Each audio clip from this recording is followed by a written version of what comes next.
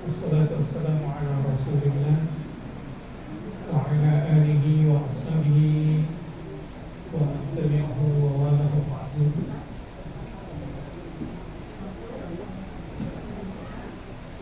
Para mahasiswa dan mahasiswi sempat yang saya hormati, Bapak, Ibu yang dimuliakan oleh Allah Subhanahu wa taala. Kita bersyukur kepada Allah dengan kudrat dan iradahnya. Allah mudahkan langkah kaki kita untuk hadir di tempat ini dalam rangka upaya dan usaha melakukan perubahan. Bu, ini kan lagi musim bunyi perubahan ya.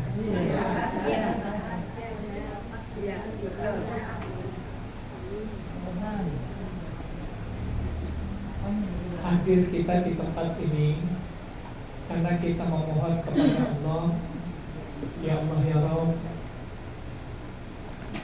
tunjukilah kami ke jalan yang lurus. Tunjukkanlah kami ke jalan yang benar. Doa kita setiap sholat yang tidak kurang 17 kali terulang sehari semalam. Bahkan ketika kita melakukan sholat rawatib berarti terulang 34 kali. Kita memohon kepada Allah agar ditunjuki ke jalan yang lurus. Maka ketika kita memohon kepada Allah, ya Allah, tunjukkanlah kami ke jalan yang lurus, kita minta hidayah kepada Allah.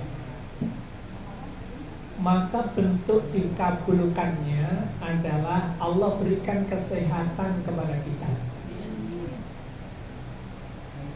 Tapi kemudian hidayah yang Allah berikan, kemauan yang kuat untuk merubah diri kita menjadi lebih baik, Allah berikan pula taufik, kekuatan untuk menuju mendapatkan hidayah itu. Makanya seringkali kita dengar, alhamdulillah Allah berikan kepada kita taufik dan hidayah. Hidayah itu adalah kemauan, kecenderungan kuat untuk melakukan sesuatu yang baik. Tapi kadang-kadang Allah tidak berikan taufik, kekuatan untuk melaksanakan yang baik. Itu tidak semuanya. Ingin ngaji, ingin beribadah lebih baik, tapi stroke. Artinya apa? Allah tidak berikan taufik. Kemauan Allah berikan, tapi untuk menuju sampai datang ikut ngaji, Allah tidak berikan kekuatan. Mungkin saat itu sakit sehingga tidak bisa jalan, atau sudah jalan tapi dicium mobil.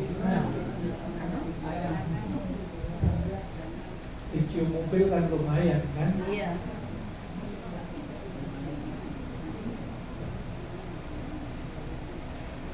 Ya kalau sudah dicium mobil, akhirnya kita tidak sampai di sini karena harus pulang lagi, harus berobat. Artinya Allah berikan hidayah, tapi tidak Allah berikan taufik.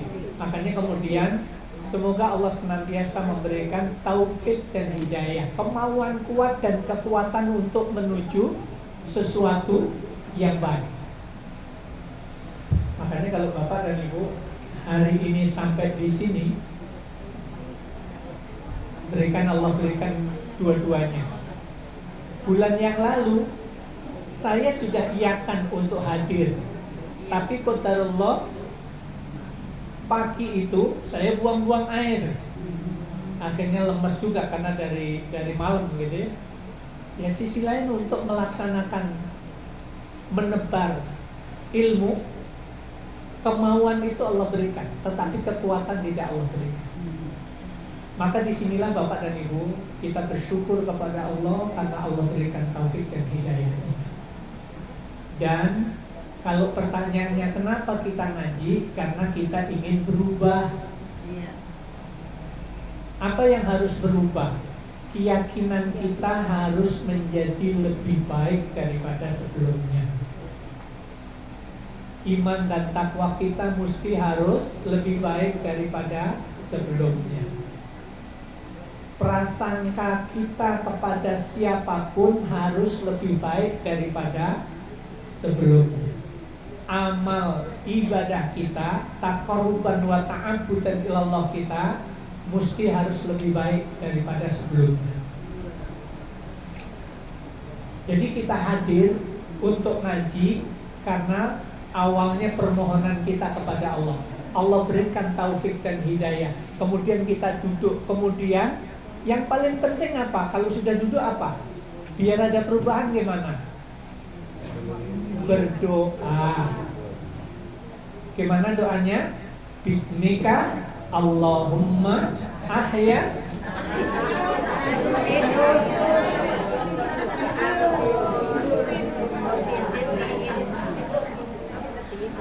Gimana udah duduk mau ngaji, doanya mau tidur.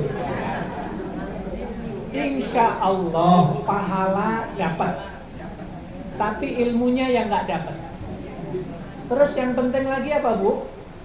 Pak, yang paling penting adalah kalau kita ngaji adalah qabulun nushi. Kita harus menyiapkan hati yang terbuka untuk menerima masukan. Karena walaupun kita duduk, dengerin, memperhatikan betul, kalau hati ini tidak kita buka dengan baik, kita manfaatkan seluruh indera kita, penglihatan kita, pendengaran kita, hati kita, pikiran kita, tidak kita buka, maka yang terjadi adalah setiap ada pembahasan sesuatu yang keinget itu saudara, tetangga, benar itu yang disampaikan Ustaz itu benar itu, seperti itu tetangga saya itu, teman saya itu persis seperti itu. Akhirnya apa? Kita ngaji, tapi yang dilihat teman, saudara, tetangga, akhirnya apa? Hati ini tidak terbuka. Maka orang seperti ini seumur hidup walaupun ngaji, setiap ada kajian datang tidak akan berubah. Halo? Jadi yang paling penting apa? Ini nasihat dari guru saya sampaikan ini nasihat dari Ustadz Muzayyin Abdul Wahab Almarhum. Jadi kalau ngaji, yang harus ada adalah keterbukaan hati, siap menerima kritik, siap menerima masukan, siap dikritik, siap untuk menerima masukan. Jadi kalau dikritik oleh orang, tidak boleh marah. Halo? Gak usah ingat debat ya. Kalau ini lagi sensitif masalahnya, kita bunyi sedikit saja, nggak boleh marah kalau dikritik gitu ya. Itu yang kita ingat itu kemarin omon-omon, yang apalah gitu ya. Sebenarnya jauh dari itu Bapak dan Ibu. Orang yang tidak punya keterbukaan hati, orang yang tidak mau dikritik, ujungnya apa? Allah akan hinakan orang itu sehina-hinanya. Kenapa? Karena yang ada adalah egosentris. Dalam ilmu psikologi ada istilah egosentris. Saya, ya, kalau bukan karena saya, ego itu. Ya, kalau tidak karena sebab saya, ujungnya apa? Sayalah yang paling benar, yang lain salah. Siapapun yang mengkritik dia, nah contohnya siapa? Fir'aun, jangan tanggung-tanggung. Kalau cuma dikritik marah, nah, Itu contohnya kemarin. Ya.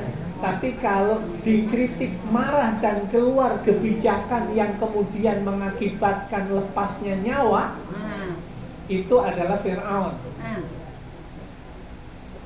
Nanti sesudah Fir'aun yang mirip-mirip Fir'aun, Abu Jahal, Abu Lahab. Artinya kalau dikritik targetnya apa? Siapapun yang mengkritik nyawanya harus dihilangkan, dibunuh, diculik. Turunannya siapa Fir'aun itu? Ferdi Sambo. Itu turunannya. Itu adalah sosok yang kemudian disebut Kan'an. Fir'aun istrinya Asia.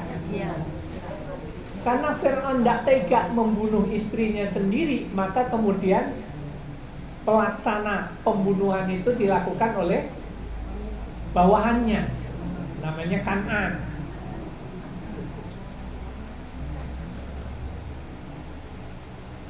Kemudian semakin kesini ada juga orang di Indonesia ini, Bung Karno sempat, ketika Buya Hamka mengkritisi atas kebijakannya, ditangkap, dipenjara tanpa proses pengadilan. Sampai kemudian lahirlah Tafsir Al-Azhar. Itu ditulis di dalam penjara sampai kemudian lahir tafsir itu. Kemudian mengkritik lagi, penjara lagi. Ini adalah seorang pemimpin yang tidak membuka hati menerima kritik. Seorang ayah, seorang ibu yang tidak siap menerima kritik dari anak-anaknya sama. Pernah nggak jadi Fir'aun? Halo? Siapa nih ya? Oh, ibu. Sebentar bu. Tanya sama bu, teman ibu. Namanya ini. Maaf ibu lagi keluar. Ya keluar memang lagi nyapu di depan. Terus taruh handphonenya. Begitu selesai, mamanya duduk. Ma, kenapa mama tadi kok suruh bilang nggak ada, sementara mama ada? Mama kan ngajarin bahwa udah nggak usah ikut campur, ini urusan orang tua, nggak usah ikut campur. Kamu anak kemarin sore, nggak usah ngingetin orang tua, nggak usah nasihatin orang tua.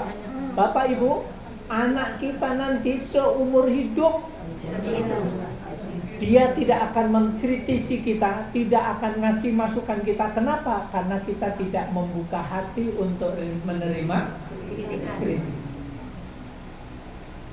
Itu sifat Fir'aunnya ada sebenarnya saat itu. Cuman saat itu kita jadi penguasa aja. Kalau jadi penguasa kan fatal akibatnya. Jadi Bapak dan Ibu, itulah mahalnya dalam kehidupan kita ini.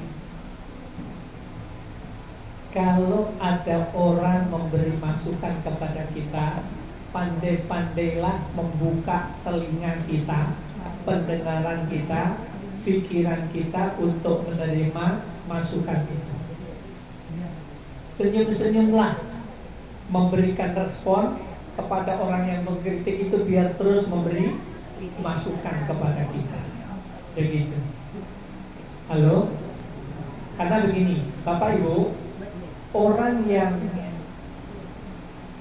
tidak membuka hati, orang yang tidak siap menerima kritik, itu seumur hidup dia tidak akan bangkit menjadi lebih baik. Kenapa? Karena orang itu selalu berlindung di balik alasan yang ada pada dirinya. Bu, Pak, kenapa enggak ngaji? Kenapa enggak tadarus setiap hari 1 juz? Aduh Ustaz, capek Ustaz, kerjaan di rumah itu banyak, cucu datang melulu, jadi cucian piring, rumah kotor, terus saja. Ketika itu dibunyikan terus, Bapak dan Ibu, orang seperti ini tidak akan bangkit tadarus Al-Quran lebih baik daripada sebelumnya. Tidak akan memiliki keakraban lebih baik dengan Al-Quran. Kenapa? Alasan terus. Akhirnya apa? Alasan yang dia ungkapkan itulah sebenarnya hakikatnya dia berlindung di balik alasan yang dia ungkapkan. Tapi sebenarnya kalau saya katakan bahasa lain, orang ini tenggelam tetapi dia tidak merasa kelelep.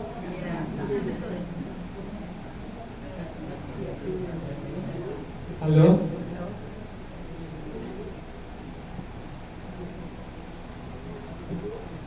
Karena seingat saya, Bapak dan Ibu, sisi lain kadang saya mengkritisi teman-teman, kenapa sih antum tidak selesai doktoral? Aduh, saya mencari referensinya susah, ini susah. Ini ada teman seangkatan sama saya, satu kelas sama saya, dapat beasiswa penuh, tapi tidak selesai. Maka alasan itulah yang kemudian diungkapkan dan dia itu sedang berlindung di balik alasan itu. Ujungnya apa? Nggak selesai sampai sekarang. Sementara seingat saya itu tidak pernah SMP, tidak pernah sekolah SMA.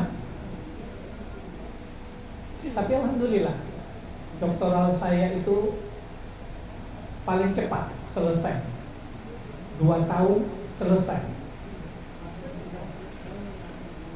Tapi ini soal kalau bahasannya Rocky Gerung, orang yang punya ijazah itu tanda bahwa orang itu pernah sekolah, pernah kuliah, tapi tidak menunjukkan bahwa ilmunya lebih baik, tidak menunjukkan itu. Baik, lanjut sekarang.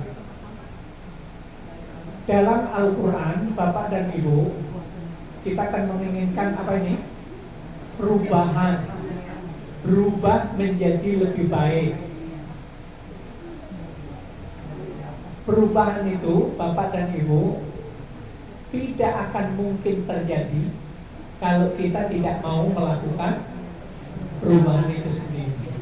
Dalam bahasa Al-Quran, perubahan itu disebut istilahnya taghayyur.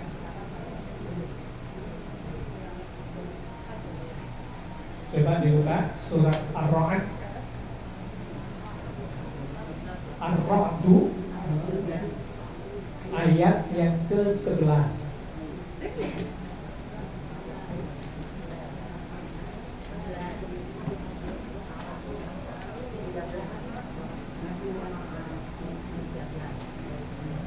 Baik.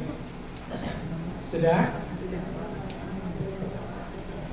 Di situ ada potongan ayat di tengah itu yang sering kita, surat Ar-Ra'du ayat yang ke-11.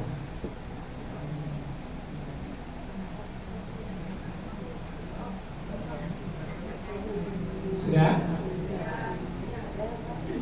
Halo?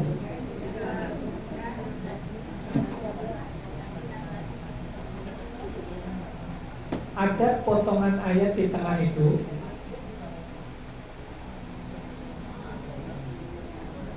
Innallaha la yughayyir. Nah, yughayyir itu adalah perubahan. Sesungguhnya Allah tidak akan merubah ma biqaumin.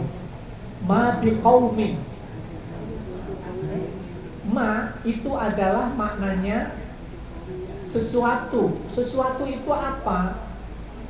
Pikirannya, karakternya, imannya, badannya, ibadahnya, amalnya tidak akan berubah hatta yughayyiru ma bi anfusihim, kecuali kaum itu mau melakukan perubahan terhadap dirinya sendiri. Ada saudara kita yang dia itu beribadah kepada selain Allah, agama lain. Kebetulan istri saya itu ibunya punya saudara 4. Yang pertama agamanya Islam, yang kedua agamanya Kristen, yang ketiga agamanya Islam, yang keempat agamanya Kristen. Yang keempat ini tinggalnya di BSD. Dia menjadi ketua Persatuan Wanita Katolik se-Indonesia. Jadi kelasnya bukan kiai lagi gitu ya, syekhnya lah gitu. Kemudian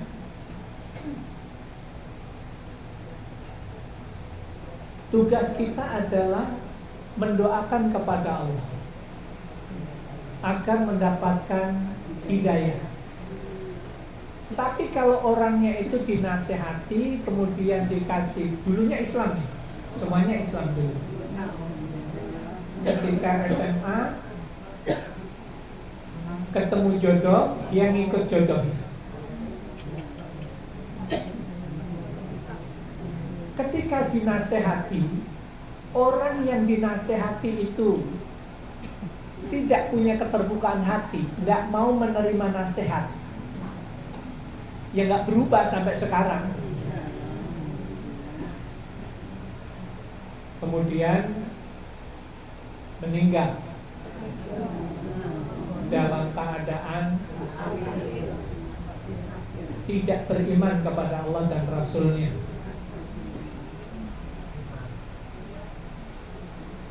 Dimakamkannya itu di Sandiaga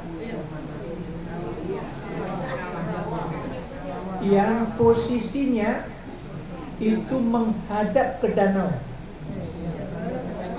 Itu satu kaplingnya itu ternyata 2,5 miliar. Dalam bahasa mereka, kalau keluarga kita, suami kita dikebumikan di tempat ini yang menghadap ke danau, di balik danau itu tempat ada taman, ketika keluarga anak cucunya datang, maka dia akan berbahagia karena melihat anak cucunya datang sedang bermain di sana. Jadi ternyata ada ajaran sendiri kalau dikubur di sana itu.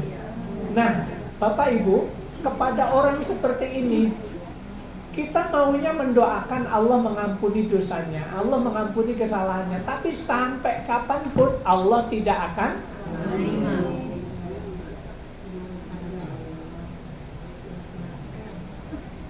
Jadi gampang lainnya, bahasa gampangnya, dia menyembah kepada Tuhan yang Tuhannya itu tidak punya surga, tidak punya neraka. Terus kamu mendoakan orang ini agar masuk surga. Tuhannya saja, Tuhan yang disembah aja tidak punya surga, tidak punya neraka. Kemudian kamu doakan agar nanti masuk surga. Bahasa lainnya, dia saja nggak mau masuk surga, itu nggak mau. Kamu sibuk mendoakan masuk surga, itu tidak akan ngaruh. Nah, begitu pula bahasa pemahaman ayat tadi, surat Ar-Ra'd ayat yang ke-11 itu, kalau orang itu tidak mau berubah, maka sampai kapanpun saja Allah tidak akan merubah Jadi bahasa sederhananya, gimana Allah mau merubah wong dia sendiri tidak mau? Jadi perubahan itu penting apa tidak? Halo, perubahan itu penting apa tidak?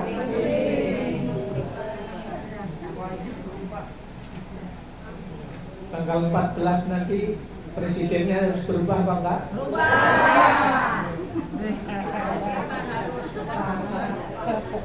Ya harus berubah, soal siapapun saya nggak tahu, tapi yang jelas harus berubah karena masanya sudah habis.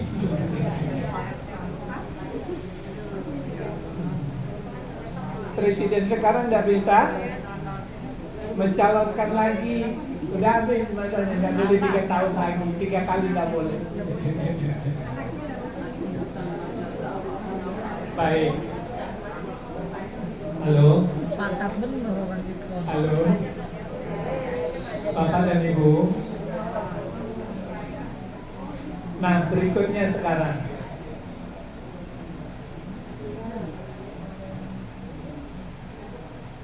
Ketika kita menginginkan sebuah perubahan dalam hidup, bahkan Bapak Ibu, tandanya apa sih di masjid-masjid yang terdeteksi apa Pak? Di masjid-masjid itu yang berubah apa? Mati kabul. Begitu bangun masjid, masjid yang dibangun itu yakin sudah menghadap kiblat. Belakangan, kemudian pakai alat GPS, alat tolak ukur kiblat. Ternyata, oh ini posisinya kiblatnya kurang ke kanan sedikit. Akhirnya yang dirubah apanya? Bukan masjidnya yang dirubah, sajadahnya dimiringkan. Hampir semuanya masjid sepakat kemudian merubah posisi saf, posisi karpet. Itu menunjukkan Bapak dan Ibu bahwa dalam hidup ini siapapun saja ketika menemukan sesuatu yang benar, maka harus siap untuk berubah. Itu yang pasti.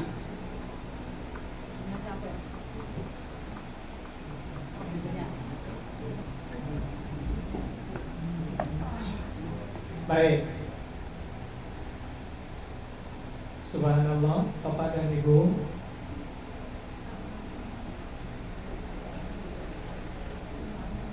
Nggak tahu ini, saya kalau nagih janji kepada Bapak dan Ibu,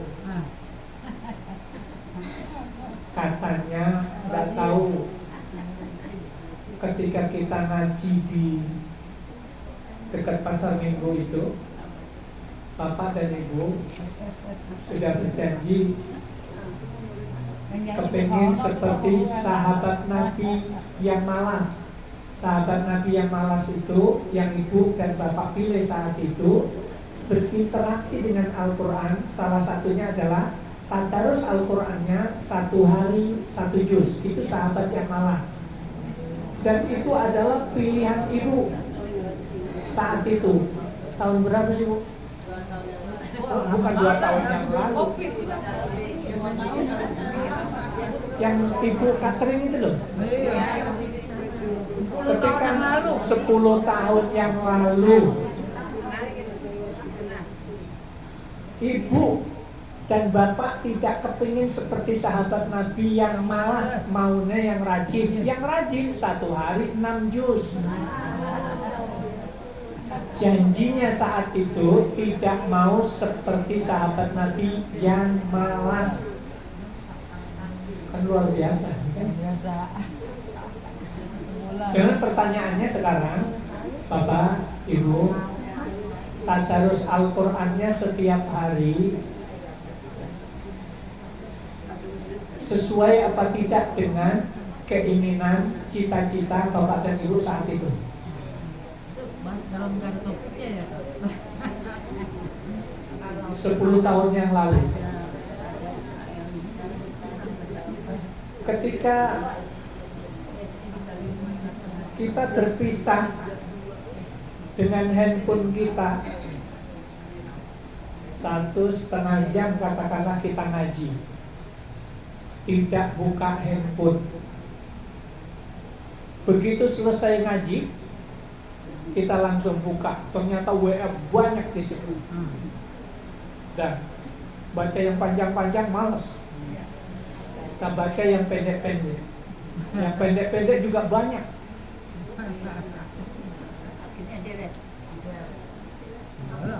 Bapak dan Ibu, ternyata keakraban kita dengan ini jauh dibandingkan keakraban kita dengan Al-Quran. Kita sadar itu. Cuman kadang kesadaran kita itu hanya sebatas kita tahu bahwa kita akrab, lebih akrab dengan ini. Ya tapi kan ada Qur'annya Ustaz di dalam. Bapak Ibu, kalau kita mengandalkan ini Quran di sini yang kita baca, bahwa kita baca Quran di dalam handphone itu sah-sah saja, boleh-boleh saja. Tapi persoalannya adalah kita jarang akan khatam dengan baik, kita akan jarang mencapai target dengan baik. Kenapa? Karena jarang kita juga memberi tanda. Tanda itu penting. Halo? Baik. Lagian banyak yang liwat ah. Banyak yang lewat, ya? Beriting.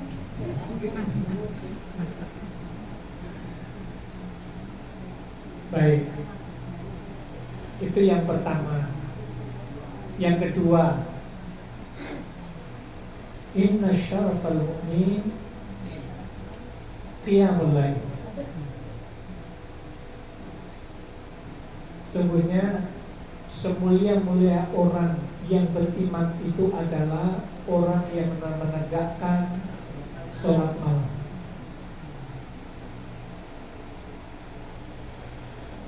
Saya melihat Bapak dan Ibu seusia kita ini, pinggangnya itu, punggungnya itu, kalau bangun tidur rasanya kadang-kadang ini bukan bangun istirahat, tapi bangun tidur malah rentek rasanya itu.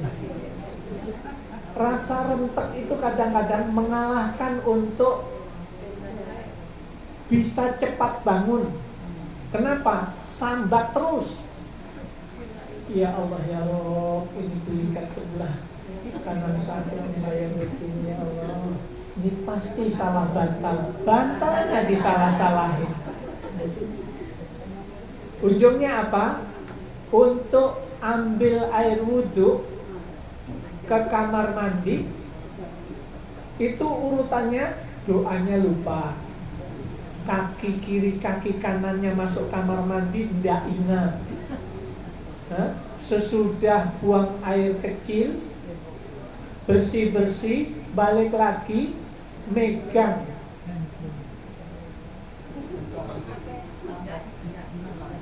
megang sajadah, tapi dipakai selimut.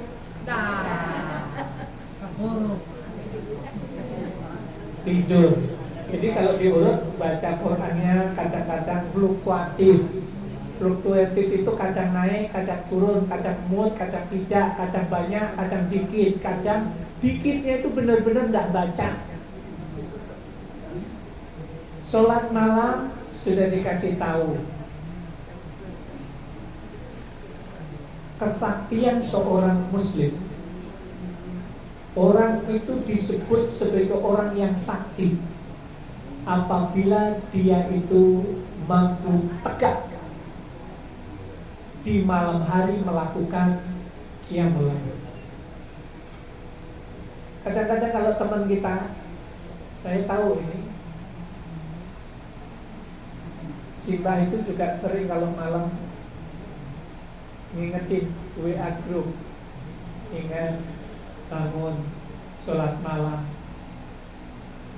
Yang saat itu bangun juga tapi baper, ngingetin kayak paling bersih, paling dekat sama Gusti Allah, ngajak melulu.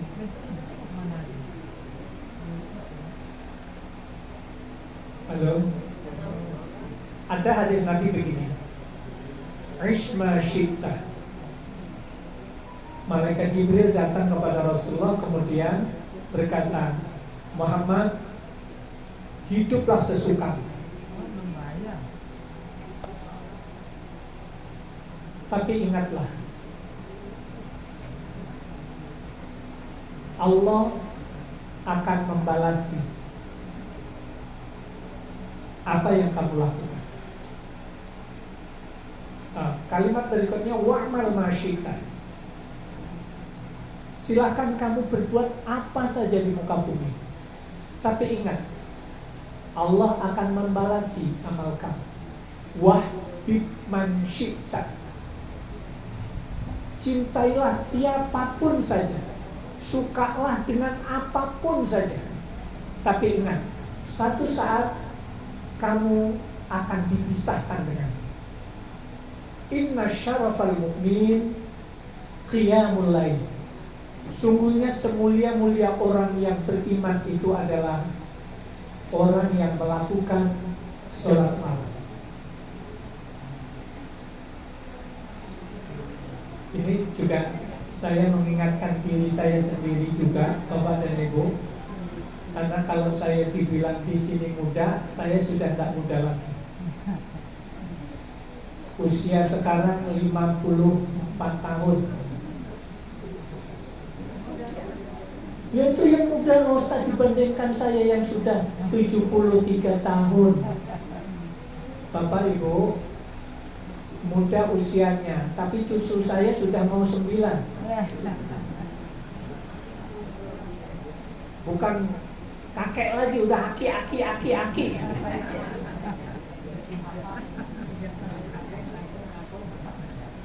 Ibu berapa, Bu?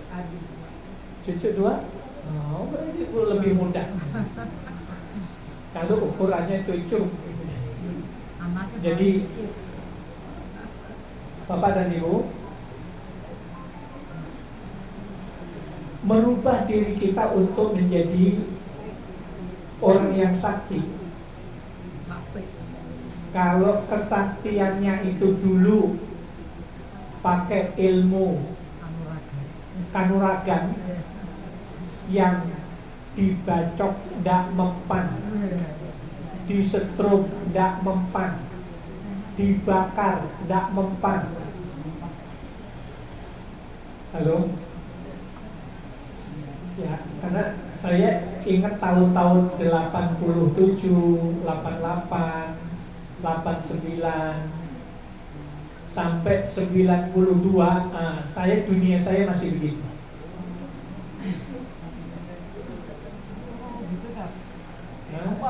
Oh iya, dulu tapi ya. Makanya reman sekali, kanan saya itu bekasnya sekarang masih banyak gigi-gigi orang tuh. Jadi kalau mukul, ya kerjaannya berantem aja, namanya orang begitu ya. Jadi saya dulu reman tangan Bapak itu. Jadi orang lihat aja berarti dia nantangin, udah. Ada perguruan pencak silat di mana yang berdiri gurunya datangin ditantangin. Kalau berantem kamu kalah berarti saya harus jadi guru. Kalau saya kalah saya berguru sama Anda. Begitu itu gayanya dulu begitu. Tahun 92 baru kemudian Allah berikan hidayah, taubat ceritanya. Ketemu siapa kan? Ketemu Ustaz Hafid. Iya. Ikut training, ikut daurah Ustaz Muhammad Hafid saat itu. Saat itulah berubah. Takutnya itu luar biasa. Gemetar. Ibu kembarnya kemana? Ya kalau mantranya sampai hari ini tidak akan hilang. Bismillahirrahmanirrahim. Akan kawah hati-hati. Assalamualaikum warahmatullahi wabarakatuh. Akan kawah hati-hati yang ingin mengatakan itu kalimat mantra itu karena memang tiap hari dibunyikan ya sekian tahun. Tapi itu nggak akan hilang. Tapi kemudian hilang atau tidaknya kekuatan itu sangat bergantung keyakinan kita. Kalau kita sudah tidak percaya lagi, kita tidak mau lagi, jin itu juga tidak mau dekat, gitu ya. Yang selama ini nolong bantuin kita itu tidak mau dekat. Kenapa? Di dalam surat Jin ayat yang keempat disebutkan fazaduhu rahaqa. Orang yang minta tolong kepada jin itu pada akhirnya dia akan menyesatkan kepada orang itu. Ujungnya pasti begitu. Ya tapi kan jinnya jin Islam, Ustaz. Sejak kapan kita tahu kalau dia jinnya itu jin Islam? KTP-nya dari mana Anda tahu? Kan tidak punya KTP, Ustaz. Punya, tapi versi sana. Artinya untuk mengetahui dia Islam beneran atau ngaku-ngaku Islam, kita tidak tahu persis. Dia bisa lihat kita, kita tidak bisa lihat dia. Baik, jadi ya pada akhirnya walaupun ayah saya semuanya saat itu sampai bukunya, kerisnya, tombaknya, pedang yang dianggap saktinya itu semuanya itu diwariskan ke saya. Masih ada tak? Dan saya bawa ke Jakarta itu. Bukunya sampai hari ini masih ada. Buku mantra-mantra masih ada. Tapi alhamdulillah ujungnya adalah kerisnya saya buang di tengah kali. Bukunya kemudian saya bakar. Nah, murid-muridnya Bapak kan banyak, ribuan. Pada nanya, Mas Nuri, itu dulu saya belum sempat khatam belajar sama Bapak. Tolong dong saya dikasih bocorannya dari buku peninggalannya.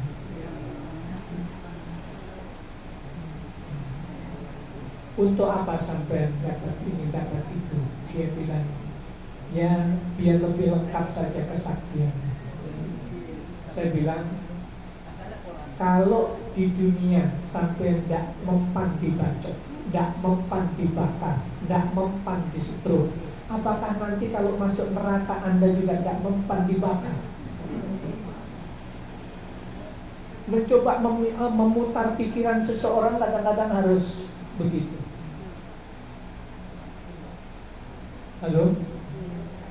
Baik, saya ingin kembalikan bahwa perubahan Allah akan berikan kepada seseorang yang semula akidahnya nggak benar menjadi benar ketika orang itu punya qabulun nushi, keterbukaan hati. Sekali lagi, kajian kita ke dalam kesempatan ini kata kuncinya adalah keterbukaan hati.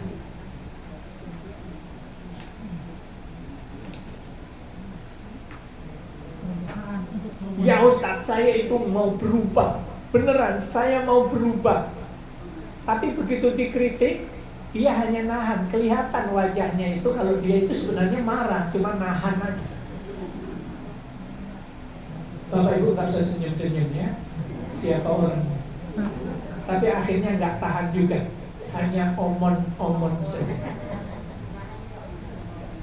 Itu dalam ilmu psikologi itu menunjukkan bahwa dia itu fayang fudu yadahu, dia itu gerak, marah betul, tapi dia berupaya untuk menahan agar orang itu tidak tahu, tidak ketahuan, tapi tetap ketahuan.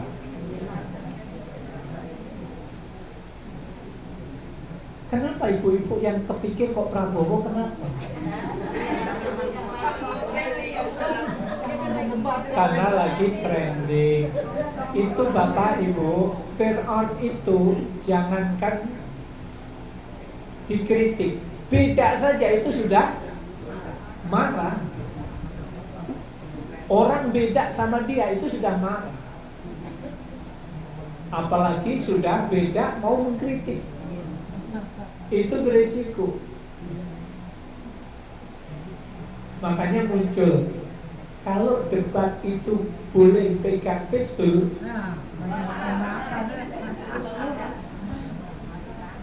sudah geletak duluan di situ yang mengkritik itu.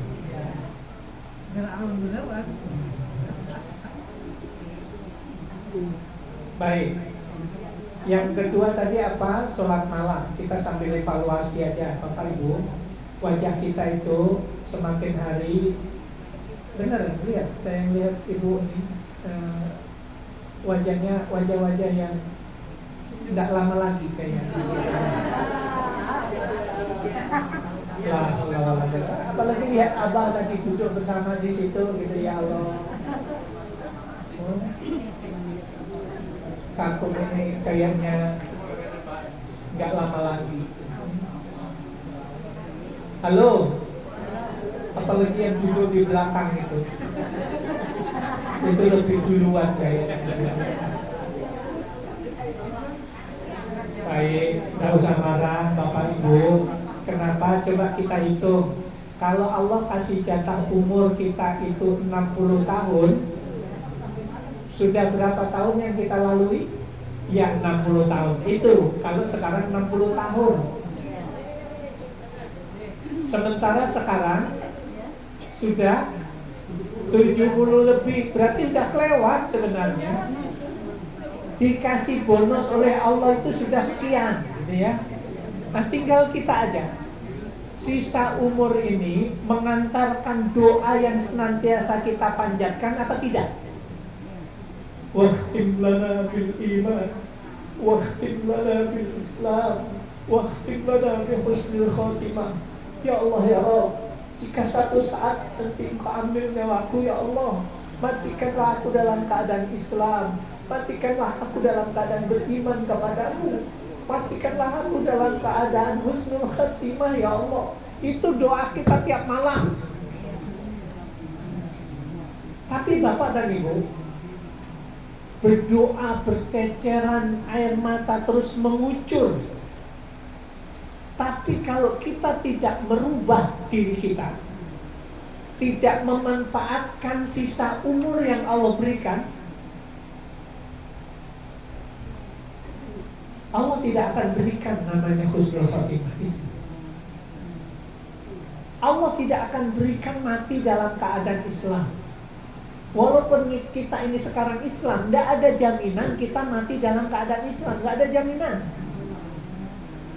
Makanya kemudian kalau khutbah Jumat itu selalu pesan, ayat yang dibunyikan adalah ya ayyuhalladzina amanu taqullaha haqqa tuqatih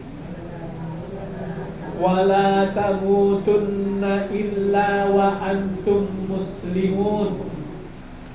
Ujung ayat itu kalimatnya adalah bentuk pesan Allah, jangan kamu mati kecuali dalam keadaan Islam. Artinya apa? Orang yang Islam tidak ada jaminan dia itu mati dalam keadaan Islam. Contoh, orang yang dididik oleh Nabi, orang yang dibina oleh Nabi. Begitu Rasulullah wafat, ada orang yang mengaku sebagai Nabi baru, namanya Musailamah Al-Kadzab. 6.000 sahabat Nabi keluar dari Islam, ngikutin Musailamah Al-Kadzab. Sementara ini sudah dibina oleh Nabi 6.000. Artinya apa? Yang semula disebut sahabat Nabi, saat dia itu menjadi pengikut Musailamah Al-Kadzab, namanya bukan sahabat Nabi lagi. Karena yang disebut sahabat Nabi itu adalah orang yang ketemu Nabi, orang yang dibina oleh Nabi, dia beriman kepada Allah dan Rasulnya, dia mentaati Allah dan Rasulnya, kemudian mati dalam keadaan Islam. Itu disebut sahabat. Ini pernah belajar dengan Nabi, dibina oleh Nabi, beriman kepada Allah dan Rasulnya, kemudian dia keluar dari Islam. Maka saat itu dia bukan sahabat Nabi.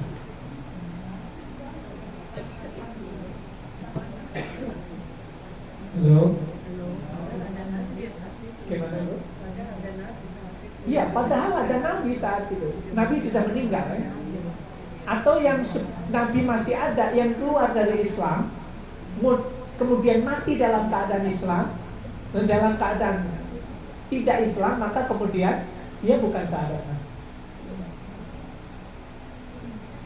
Jadi Bapak dan Ibu, memanfaatkan sisa umur yang kedua untuk usia kita itu yang paling mudah. Satu, tadarus Al-Quran jangan pernah kita tinggalkan. Itu satu. Kenapa?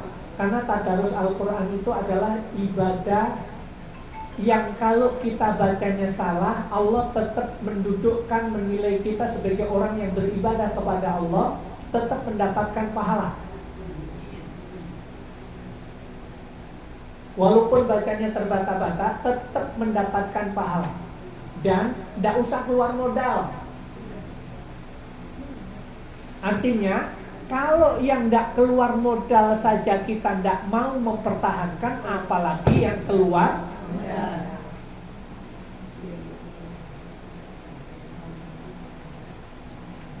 Dua, qiyamul lail.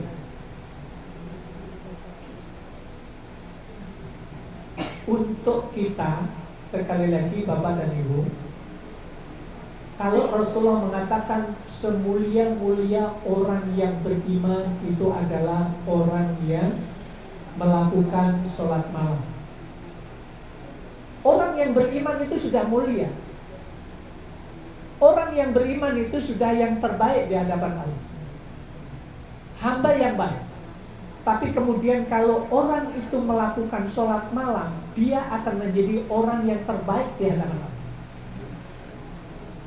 Kalau bahasanya kita yang paling sederhana, ada batu hitam 1 truk. Harganya berapa? 1 mobil yang untuk fondasi, katakanlah 1 juta. 1 truk 1 juta.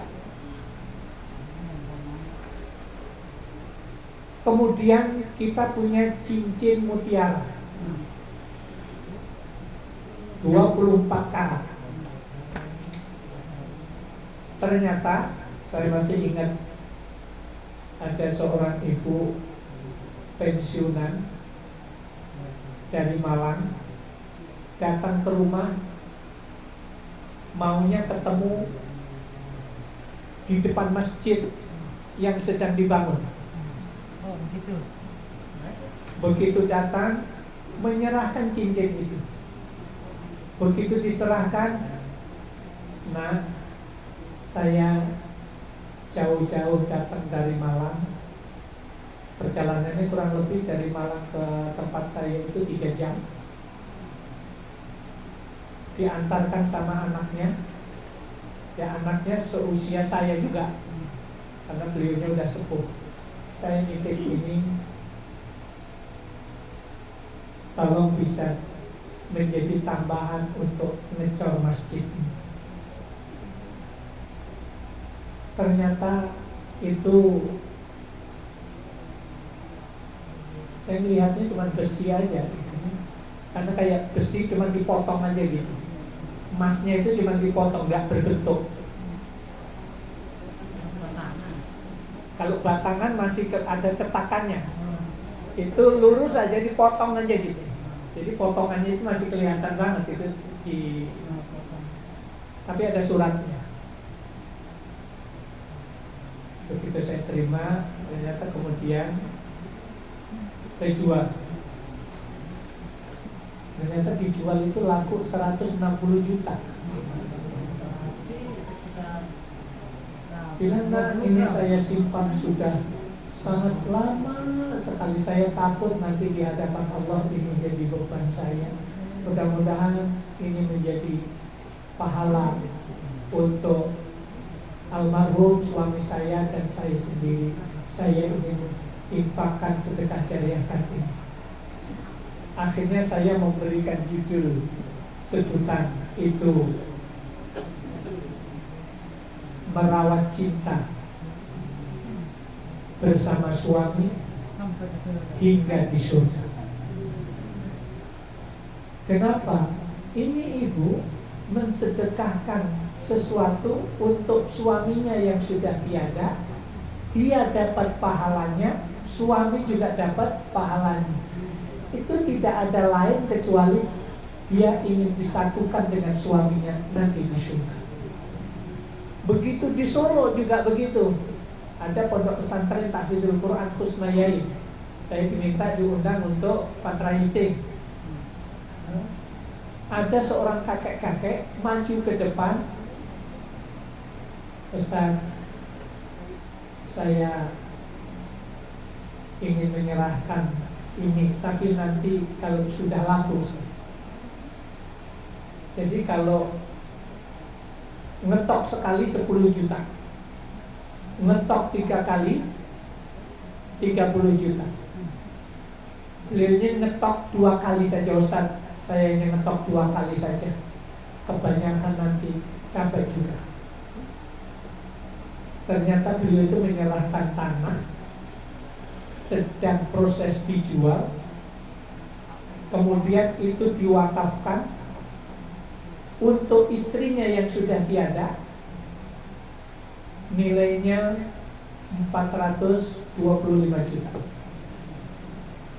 Saya akhirnya membuat saya terperangah, membuat kaget. Kalau lihat wajahnya kakek ini nggak layak, nggak pantas punya harta yang segitu gitu loh. Orang kampung banget, memang itu di perbatasan Karanganyar Solo gitu ya. Jadi orang-orang yang hidupnya di pinggiran. Tapi ternyata subhanallah, dia bilang, Ustaz, mudah-mudahan Allah satukan dengan istri saya nanti di surga. Itu yang kemudian terbayang menjadi judul kajian sampai hari ini, merawat cinta hingga ke surga, itu karena ada itu. Ternyata banyak orang-orang yang punya aset yang selama ini. Ada lagi yang di Kalimalang, usianya kemarin itu 77 tahun.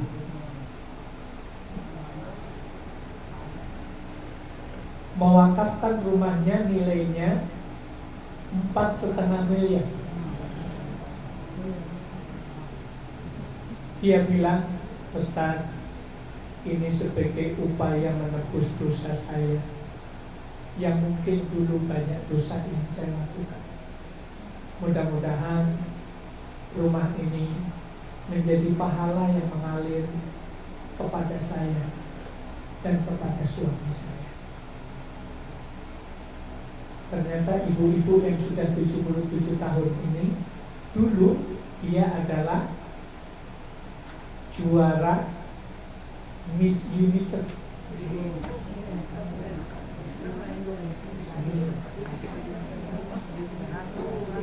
Tapi Allah takdirkan di ujung perjalanannya satu demi satu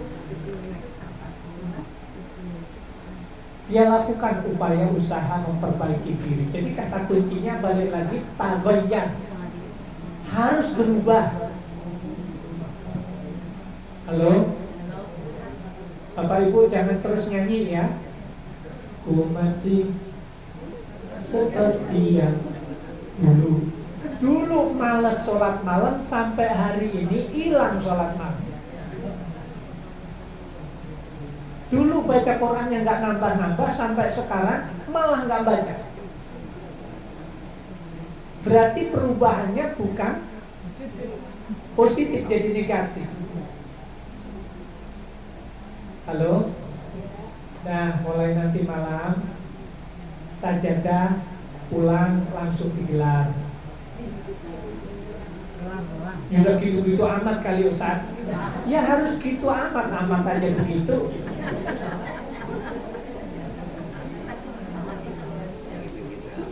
Siapkan makanan, siapkan pakaian yang terbaik.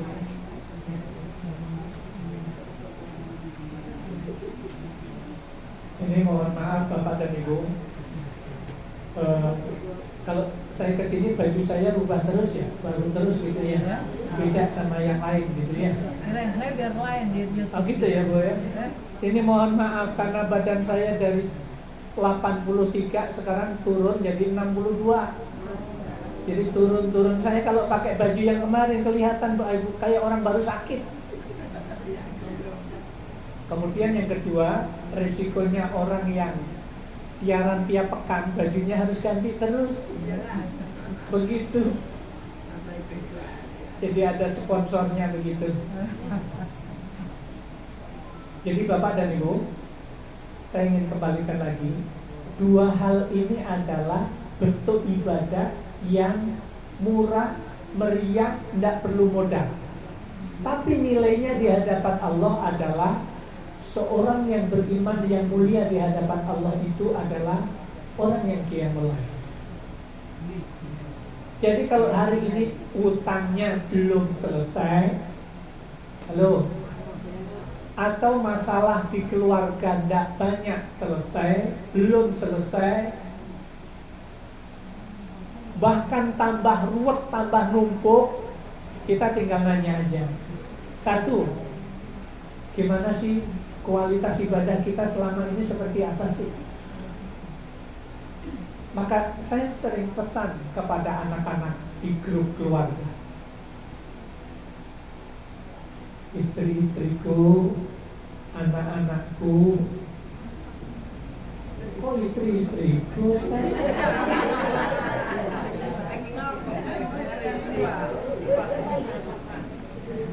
Allah takdirkan dua kan istri-istriku. Yang pertama anak 9, yang kedua anaknya 2. Ini saya harus fair gitu ya. Baik. Sampai mana tadi?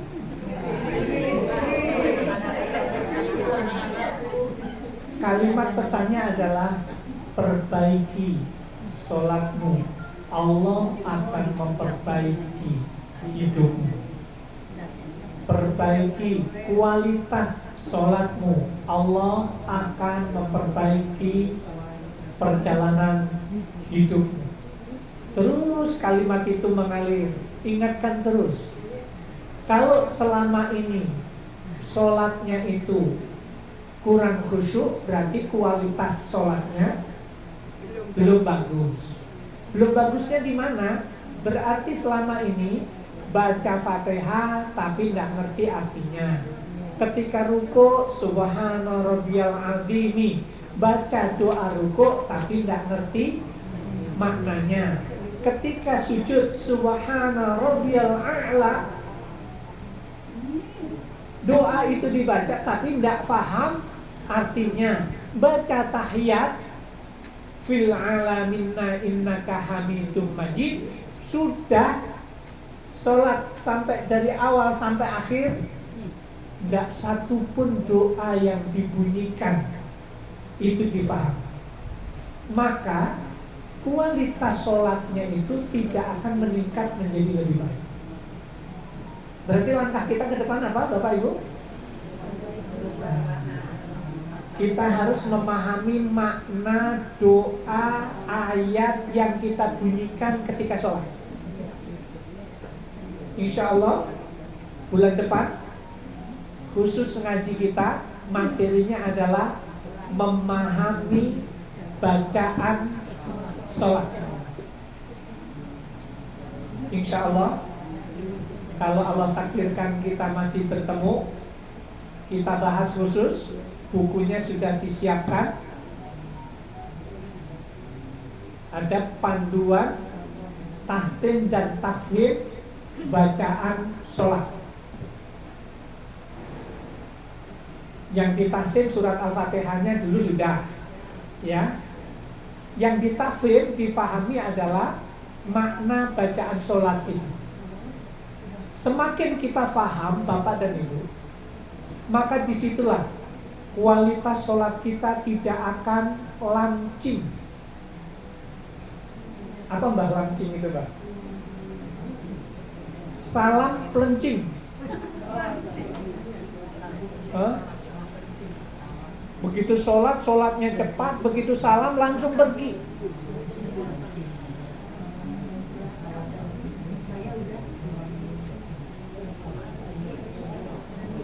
Halo Bapak Ibu, ada yang siap maju ke depan menerjemahkan bacaan sholat dari awal sampai akhir?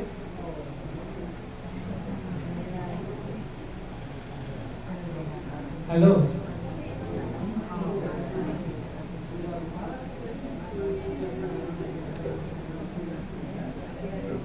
Coba yang siap ada berapa coba? Maju ke depan terjemahkan bacaan sholat dari takbir Allahu Akbar, Allah Maha Besar. Oke.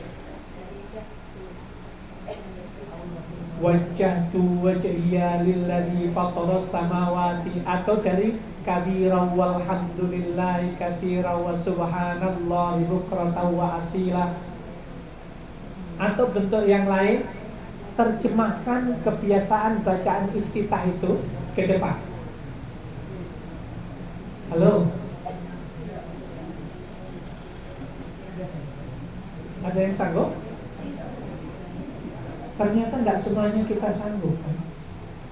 Kalau ada 1-2, selebihnya nggak ada yang sanggup. Artinya apa, Bapak dan Ibu? Selama ini kita sholat, kualitas sholat kita itu tidak maksimal karena kita tidak paham terhadap bacaan yang kita baca selama ini. Halo? Baik, nanti lebih khusus ada tahsin dan tafhim, tafsir Al-Azhar. Ini ada beberapa buku yang sedang saya tulis. Satu tentang Ustadz Syuhada Bakhri. Saya memberi judul Maestro Dakwah. Sudah 307 halaman. Tafsir tahsin takfir surat tafsir Al-Azhar juga sudah jalan. Yang ringan-ringan aja Bapak dan Ibu. Nanti itu yang kita akan pelajari. Dalam rangka apa? Kalau kita sholat agar kualitasnya menjadi lebih baik.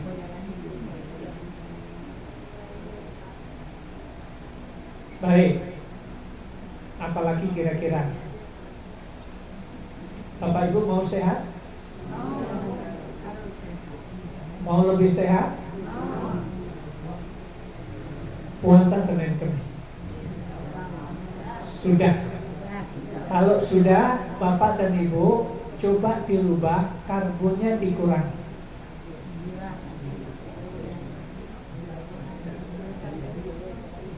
Kalau berbuka teh manis dari yang hangat sampai yang teh es manis dingin 1 gelas, 1 gelas berarti 2 gelas. Kalau 2 gelas itu berarti sudah 500 kalori 2 gelas. Nasi 1 piring 350 kalori. Berarti sekali makan yang masuk ada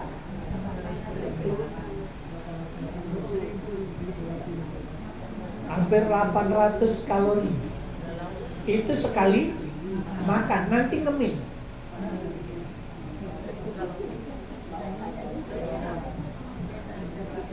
Masya Allah. Ini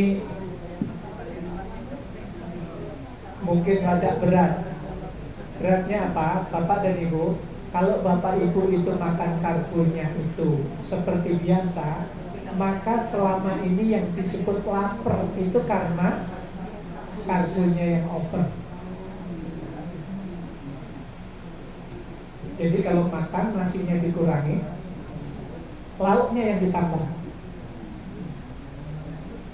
Ya, kayak piranha dong Ustaz. Ya enggak juga.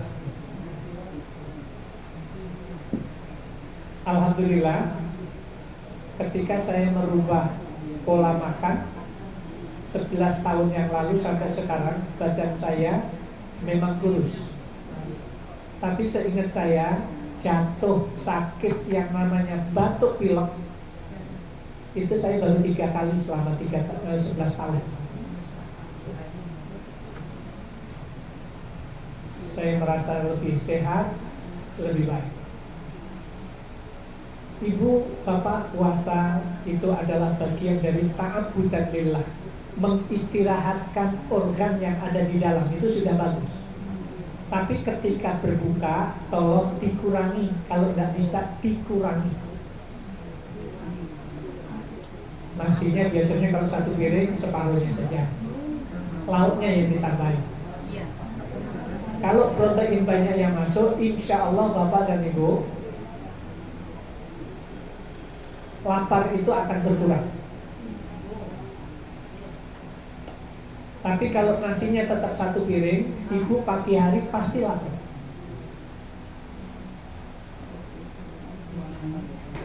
Jadi kalau nggak makan, ujungnya apa?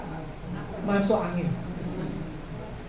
Kalau nggak sarapan pagi atau siangnya terlambat makan, akan masuk angin, pusing. Karena polanya seperti ini. Baik. Jadi kalau diurut, Bapak dan Ibu, 1, tadarus Al-Quran, 2, sholat malam, 3, puasa Senin Kamis. Yang keempat tadi sudah diobrolkan, karena yang kita bahas ini adalah merubah diri kita untuk menjadi orang yang lebih baik. Kalau bahasa lainnya apa? Sakti. Tadi sudah sempat kita obrolin di depan sebelum mulai kajian ini. Apa yang harus dilakukan? Dawamul wudu, mendawamkan wudu, membiasakan terus dalam keadaan suci.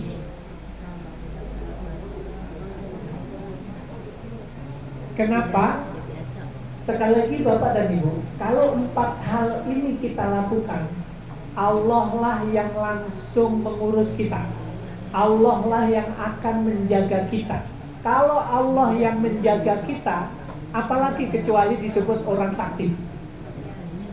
Kalau tadi saya sempat nyinggung, kalau saya tidak mempan di bacok, tidak mempan di stroke saat itu karena ada gesper yang saya pakai, jimat. Kalau jimat itu ketinggalan, kayak kita ketinggalan handphone, sudah jalan nih sampai tengah jalan, ya Allah, handphone ketinggalan. Daripada handphone ketinggalan, lebih baik terlambat masuk kerja.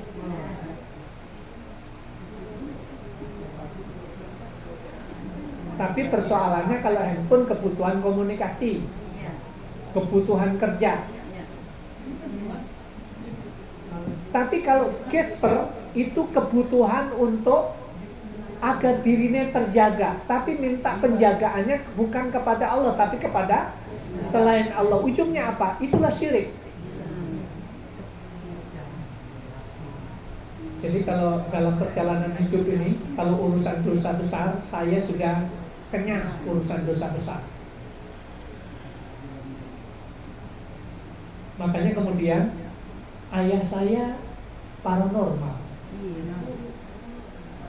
yang diajarkan begitu-begitu, sampai punya turunannya begitu. Tapi Allah takdirkan dapat hidayah dalam perjalanan.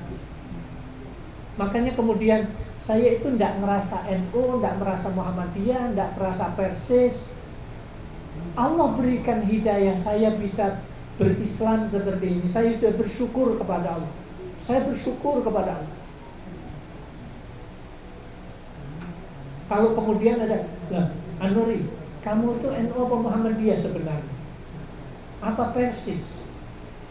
Saya bilang, kebetulan ayah saya itu paranormal, NU enggak, Muhammadiyah enggak. Saya harus jawab apa? Ya sudah. Ketemulah Dewan Dakwah. Begitu ketemu Dewan Dakwah itu diajarkan urusan dakwah ini tidak cukup kita tanganin sendiri. Kita harus kolaborasi, mau NU, mau Muhammadiyah, mau Persis. Kita harus menjaga persaudaraan ini. Kita harus kerjasama. Maka di Dewan Dakwah itu penasehatnya salah satunya dulu Pak Kiai Abdul Rasyid Abdullah Syafi'i. Itu penasehat Dewan Dakwah. Yang pernah menjadi sekretaris sebelum menjadi ketua Muhammadiyah, Pak Amin Rais. Pak Amin Rais itu dulu sekretaris Dewan Dakwah. Pak Kiai Hasyim Muzadi sama Pak Amin Rais kalau mau ketemu, ketemunya di Dewan Dakwah. Tidak mau ketemu di kantor Muhammadiyah, tidak mau ketemu di kantor PBNU, maunya di Dewan Dakwah. Kebetulan saya sering mapah naik ke tangga lantai 2 itu, ngobrol di sini. Intinya soal tempat itu soal teknis, tetapi bisa ketemu, bisa ngobrol, bisa komunikasi tentang dakwah, menyelesaikan urusan umat ini adalah tokoh itu harus ketemu. Halo, jangan pandai omon-omon saja ya.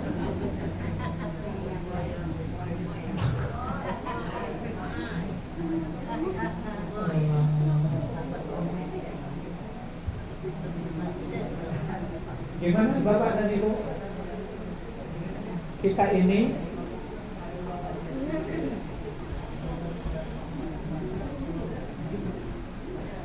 nanti tanggal berapa pemilihan? 14 Ali Valentin 14 Februari. Pemilihan presiden atau pemilihan bagi sehat?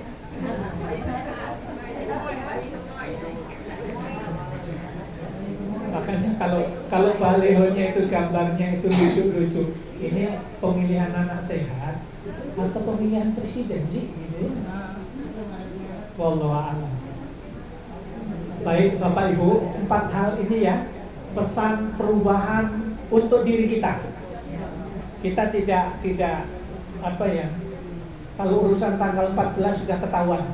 Tapi yang jelas untuk kita menyangkut soal diri kita adalah bagaimana menjadikan kita itu lebih dicintai, diberkahi, dirahmati, disayangi oleh Allah Subhanahu wa taala.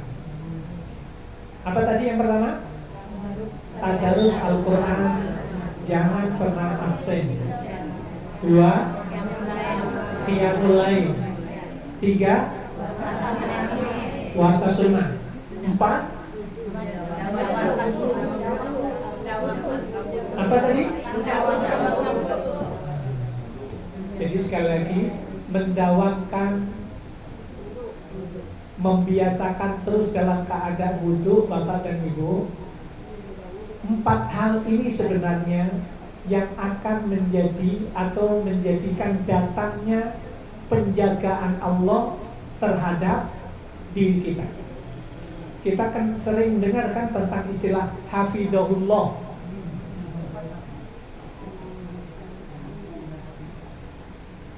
Maksudnya adalah semoga Allah menjaga kepada orang itu. Jadi kalau disebut Ustaz Ahmad An-Nuri hafizahullah, kan sering disebut begitu ya, Ustaz ini hafizahullah. Itu adalah yang dimaksud semoga Allah menjaga orang itu.